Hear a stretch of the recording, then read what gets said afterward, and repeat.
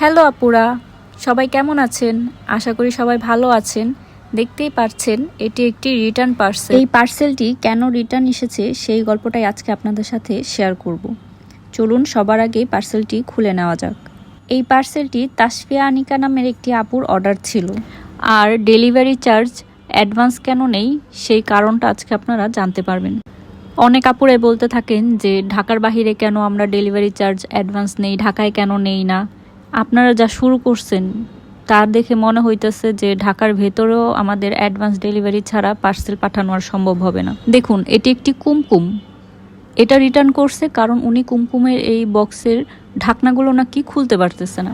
আমি ওনাকে বলছি যে জাস্ট একটু ঘুরিয়ে উপর দিকে টান দিবেন, তাহলেই ঢাকনাগুলো খুলে যাবে। উনি আমার সাথে তর্ক করতেছে যে না, কোনোভাবেই নাকি এই ঢাকনাগুলো খোলা যাচ্ছে না, প্লাস উনি ঢাকনাগুলো আমাকে খুলে তারপরে আবার পাঠাতে বলতেছে। আমি ওনাকে বলছি যে আপু, আপনি পার্সেলটা রিসিভ করেন, আমি আপনাকে বলে দিচ্ছি খোলার প্রসেসটা কি। বাট উনি এটা নিবেই না। উনি বলতেছে যে আমার এটা খুলে দেন আমি ঢাকনাগুলো লুজ করে দিব, তারপরে উনি আবার পার্সেলটা রিসিভ করবে। আপনারা যারা অনলাইনে শপিং করেন তারা তো জানেনই যে আপনাদের যদি পার্সেল রিসিভ করার পরে আপনাদের ভালো না লাগে, তাহলে আপনারা ডেলিভারি চার্জ দিয়ে দেন আপনারা রিটার্ন করে দিবেন।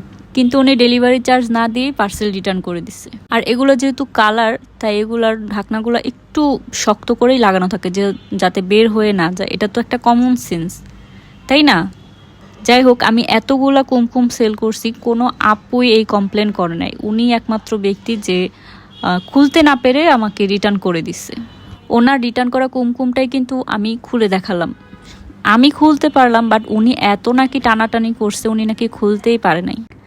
বুঝতে পারতেছেন তো আপুরা অ্যাডভান্স কেন নেই। যাই হোক, সবশেষে একটাই কথা বলবো, এসব ফ্রড কাস্টমার আমার পেজ থেকে একদম দূরে থাকবেন।